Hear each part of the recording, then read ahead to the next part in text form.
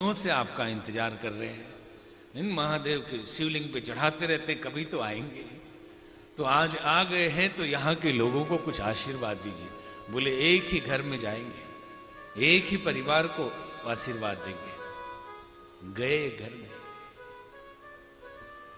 एक महिला, उसको बाबा जी ने, भोलेनाथ ब्राह्मण के वेश में थे, उन्होंने कहा मैं आया हूं आशीर्वाद देने, मांगो। हर भक्त की, जो सचमुच पूर्ण भक्त नहीं है, स्थिति ऐसी ही होगी कि रोज भले ही मंदिर जाता होगा लेकिन उसे भरोसा नहीं कि सचमुच भगवान आज मिल ही जाएंगे। मान लो किसी दिन भगवान सचमुच मिल गए तो क्या मांगेंगे उनसे? कभी सूची बनाई, लिस्ट बनाया? क्योंकि भरोसा है ही नहीं कहां भगवान मिलने वाले हैं। अरे मंदिर जा रहे हो, मिल ही जाएंगे किसी दिन। अगर मिल गए तो क्या होगा? तो भगवान मिल गए। अब उस महिला से पूछा मांगो, क्या मांगना? उसने कहा हमने तो कभी ख्याल ही नहीं किया आ जाएंगे आप आ गए। कमरे के अंदर जाकर सोचने लगी कि क्या मांगू। तभी बड़ा सा शीशा लगा हुआ था, चेहरा दिखाई पड़ा कि मैं जब ब्याह के आई थी तो कितनी सुंदर थी। मेरे केस सफेद हो गए, चेहरे में झुर्रियां पड़ गई, यही मांग लेती हूं। बोले भगवान यदि देना ही है तो मैं जैसे 16 साल की थी वैसा बना दीजिए। शिव जी ने कहा तथास्तु। वो सुंदर 16 साल की युवती कन्या हो गई। अब पतिदेव 55 साल के, क्रोध से आग बबूला हो गया। मूर्ख, मैं 55 साल का, तू 16 साल की।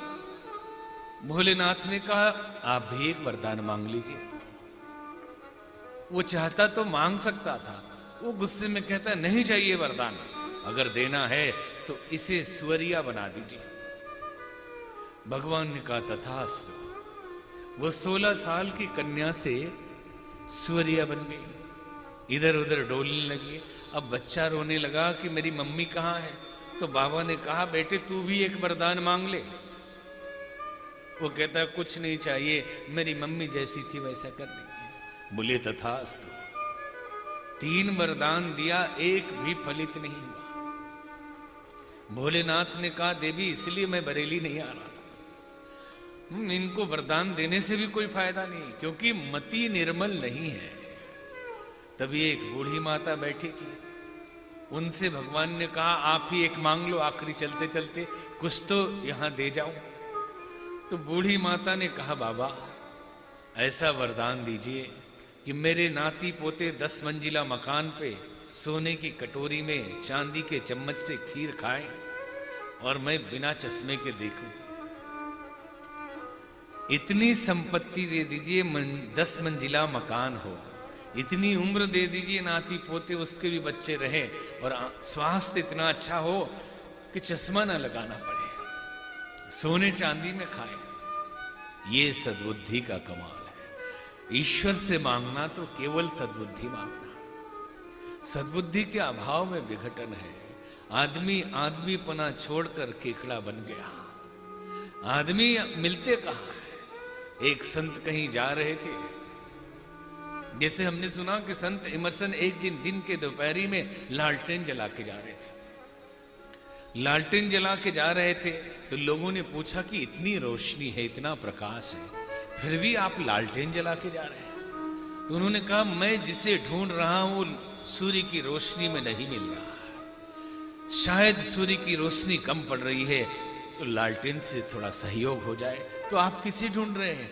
बोले मैं इंसान ढूंढ रहा हूं। डॉक्टर मिल जाते हैं, इंजीनियर मिल जाते हैं, नेताजी मिल जाते हैं, मंत्री जी मिल जाते हैं, अध्यापक मिल जाते हैं, लेकिन आदमी नहीं मिल रहा है। आदमी कहीं नहीं मिल रहा, इसलिए मैं रोशनी एक्स्ट्रा जला के चल रहा हूं कि शायद कोई आदमी मिल जाए, कोई इंसान मिल जाए। संत जा रहे थे, प्यास लगी, सामने एक बड़ा भवन था, एक आदमी बैठा था। संत ने कहा भाई बहुत प्यास लगी है, जरा जल पिला देना। उस आदमी ने कहा बाबा आगे बढ़ो, यहां कोई अभी आदमी नहीं है। संत ने कहा दूर दूर तक कोई मकान नहीं, बहुत प्यास लगी है।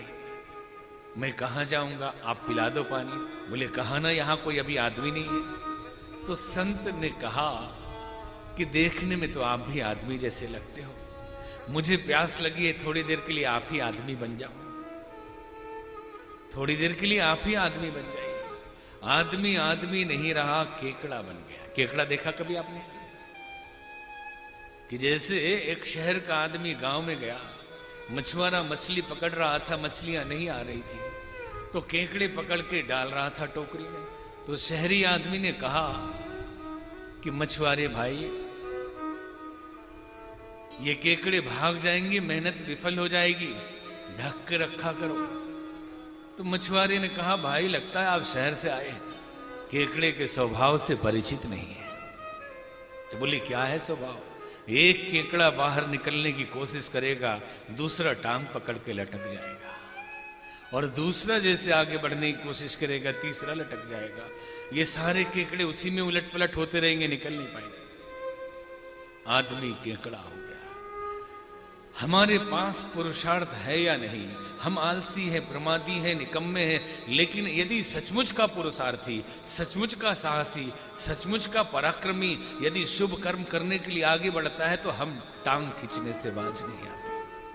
कि हमारा पड़ोसी और ऊपर उठ जाएगा, मेरे रहते कैसे उठेगा, अभी टांग खींचता हूं। ये हालत आदमी की हो गई। ए मनुष्य, किस पतन गर्त में खो गया, आज देवत्व तेरा कहां सो गया। देवता भी तरसते थे जिस देह को, उस मनुज देह को आज क्या हो गया। आदमी से अरे डर रहा आदमी। एक कुत्ता सन्यास लेने आया, उसने कहा बाबा मेरी भी इच्छा है कि सन्यासी बन जाऊं। तो स्वामी जी ने कहा कि गंगा जी से स्नान करके आओ। स्नान करने गया, उधर से लहूलुहान होकर लौटा। संत ने पूछा ये हालत तुम्हारी किसने बनाई? बोले बाबा मेरे अपने लोगों ने बना दी। अगले गांव के कुत्तों ने घेर लिया, नदी तक तो पहुंचने ही नहीं दिया। हृदय के फफोले जल उठे सीने के दाग से, इस घर को लगी आग घर के चिराग से। आदमी का दुश्मन आदमी है। और मानसिकता तो ऐसी हो गई कि यदि एक आदमी भूखा आ जाए, खिलाना पड़े तो कहते आगे जाओ, अभी यहां कुछ नहीं है, 4 कुत्ते जरूर पाल लेंगे। और बड़ी बड़प्पन से इस बात को रखते, हमारे यहां 4 कुत्ते हैं और इतना खाते हैं, उसके लिए ये इंतजाम हमने किया है। किसी गरीब, किसी भूखे के लिए नहीं। एक डॉक्टर मिले बहुत दिन पहले गाजियाबाद में। उन्होंने कहा बाबा आशीर्वाद दीजिए। हमने कहा क्या आशीर्वाद चाहिए? बोले आशीर्वाद दीजिए कि अगले जन्म में मैं कुत्ता बनूं। हमने कहा ये कैसा आशीर्वाद है? बोले बिलायती कुत्ता। कि मेरे पिताजी ने कर्ज लेके एमबीबीएस कराया, अपना नर्सिंग होम नहीं है, प्राइवेट में काम करता हूं, किराए का पैसा भरना पड़ता, भी शादी भी नहीं हुई है, और कर्ज चुकाने के लिए भेजता हूं, कुछ बचता ही नहीं, ओवर टाइम खटता रहता हूं। जब कुत्तों को देखता हूं तो लगता काश मैं भी कुत्ता होता। गाड़ी में बैठ के मैं सच्ची घटना बता रहा हूं कि आदमी की मानसिकता कहां चली गई। इसलिए प्रार्थना करें कि जासु कृपा निर्मल मति पाऊं, निर्मल मति मिले, अपनी गरिमा का बोध हो सके। जनक सुता जग जननी जानकी, अतिशय प्रिय करुणा निधान, जासु कृपा निर्मल मति पाओ। कलयुग हो, त्रेता हो, द्वापर हो या सतयुग, हर काल में ईश्वर की कृपा जीव के लिए बराबर रहती है, लेकिन हम लेने के लिए तैयार नहीं रहते। यदि पात्र ही छेद वाला हो तो देने वाला कितनी भी कीमती वस्तु दे, उसका फल नहीं मिलता। अमृत भी अगर मिल जाए और बर्तन में छेद हो तो निकल जाएगा। आज बेचैन है स्वर्ग की शक्तियां, ए मनुष्य तुम उठो दिव्य अनुदान लो। लेकिन ले कैसे? लेना नहीं आ रहा। जासु कृपा निर्मल मति पाओ। जिसकी कृपा से निर्मल मति मिलती है सद्बुद्धि मिलती है।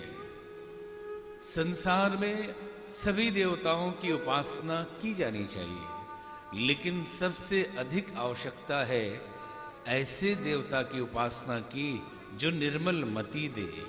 धियो यो नः प्रचोदया, कि हे प्रभु हम सबकी बुद्धि को सन्मार्ग में प्रेरित करिए। जासु कृपा निर्मल मति पाओ, जिनकी कृपा से निर्मल मति मिलती है। आज समाज में ज्ञान की कमी नहीं है, बुद्धि की कमी नहीं है, हर आदमी बुद्धिमान है। कुछ मंद बुद्धि को छोड़कर सब बुद्धि वाले लोग हैं, सब समझदार लोग हैं। लेकिन वो मति, वो बुद्धि जब तक निर्मल नहीं होती तब तक सत्कार्य में नहीं लगती। बर्टन रसेल ने अपनी पुस्तक में लिखा, नॉलेज और विजडम, द्वितीय विश्व युद्ध को रोकने में उनका बड़ा हाथ था। उन्होंने एक पुस्तक लिखी थी, मैरिज और मॉरल्स, जिस पे नोबेल पुरस्कार मिला था। उन्होंने लिखा, नॉलेज और विजडम। नॉलेज ज्ञान का अर्थ नहीं है, नॉलेज मतलब जानकारी है, लेकिन सामान्य रूप से हम समझ लेते हैं कि ज्ञान मतलब नॉलेज। और उन्होंने उसको फर्क किया कि नॉलेज का मतलब है बहुत सारी जानकारियां, और विजडम का मतलब है विवेक, जो जीवन की उपयोगिता समझकर उचित अनुचित का निर्णय करके कार्य कराने के लिए प्रेरित करे, उस बुद्धि को विजडम कहा जाता है। तो उदाहरण दिया उन्होंने कि बहुत सारे लोग होते हैं जो खंडेलवाल जी मिल गए कहीं, तो बोले सिंह साहब कैसे हैं? बोले मत पूछिए, आपकी निंदा करते रहते हैं, बेकार आदमी। बोले अच्छा, वो मेरी निंदा करता है, वो खुद किसी काम का नहीं है। अब मिश्रा जी मिल गए उनको, तो जाके बोले अभी तो खंडेलवाल जी आपकी निंदा कर रहे थे। ऐसे लोग बुद्धिमान हैं, चतुर लोग हैं, और समाज में विघटन पैदा करते हैं।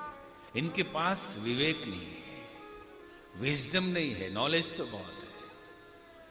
और विजडम वालों के लिए उदाहरण दिया कि अगर खंडेलवाल जी मिले, मिश्रा जी के बारे में पूछा या सिंह साहब के बारे में पूछा, तो उन्होंने कहा बड़े सज्जन हैं, आपको याद करते रहते हैं। बोले याद क्यों नहीं करेंगे, वो खुद सज्जन है। और जब वो मिल गए तो बोले अभी तो मिले थे, आपकी प्रशंसा कर रहे थे।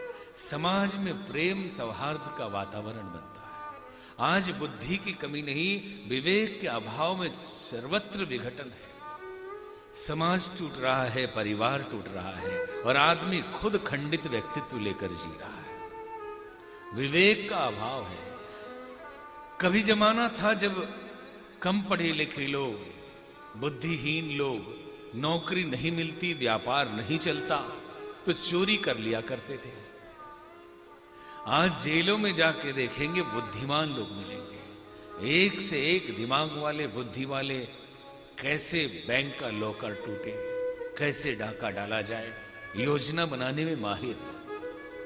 दिमाग की कमी नहीं, सिर्फ विवेक की कमी है। सिर्फ मति तो है, निर्मल मति नहीं। और सारा जीवन का खेल मति के निर्मल बनाने का ही है। निर्मल मन जन सो महि पावा, केवल मन को निर्मल बनाने का ही सारा खेल है। और यहां मन ही मलिन हो गया, बाकी सब इकट्ठा कर लिया हमने। संसार के सारे वैभव हमने इकट्ठा कर ली, लेकिन मन के पवित्रता पर कभी ध्यान ही नहीं दिया। जासु कृपा निर्मल मति पाओ, जिसकी कृपा से निर्मल मति मिलती है, उस देवी का आवाहन किया हमने। एक बार शंकर भगवान के मन में इच्छा हुई कि बरेली जाए, और बरेली चले। माता पार्वती जी साथ में थी। उन्होंने कहा बरेली वासी बहुत